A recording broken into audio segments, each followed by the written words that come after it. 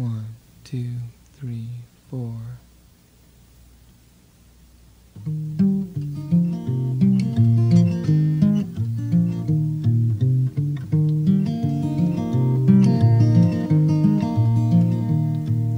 Well, he was 50, I was 4.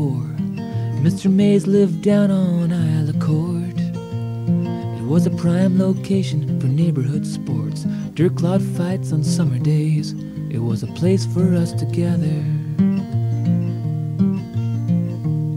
Well, he'd get fed up with all the noise, and he'd freeze our blood with his voice. Hey, you kids, get out of here. We'd run, some wet their pants in fear. The kids would scream and scatter.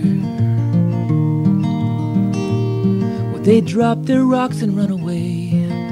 Here comes mean old Mr. Mays. Mean old Mr. Mays. But I was slow or just too young to know what wrong I might have done. I'd stay behind and out he'd come with a gentle smile and a stick of gum. Up close his voice was nicer. We'd stand a while and chew the fat. He'd say, which one are you, John, Danny, or Pat? I'd say Mike, and he'd tip his cap and give his head a thoughtful scratch, and it made my answer matter. Well, how old are you, he'd always ask. I'd show him 4 fingers. Well, imagine that. You've learned to count. You want more gum? I'd nod my head and he'd start to laugh and say, you look just like your brothers. Well, they drop their rocks and run away. Here comes mean old Mr. Mays.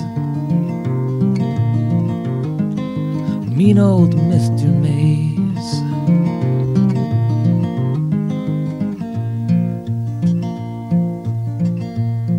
He'd say, I bet you know your ABCs. I'd leave a few out, but I'd get to Z. He'd say, good young man, that was better than me. Well, who knows what you'll grow up to be?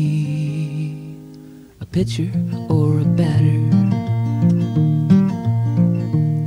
Well, it sure is nice outside today. Little buddy, why don't you go play? But you come by here any day, and you say hi from Mr. Mays to your mommy and your daddy. Well, they drop their rocks and run away. Here comes mean old Mr. Mays.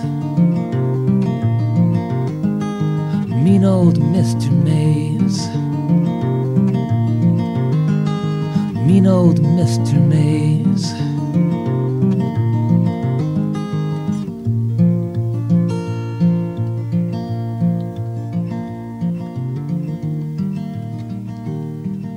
Well, I went back to say hello, but he passed on 10 years ago. It's too late now, but I wish I'd known. I want to hear him say how much I've grown. I want to take him out to dinner.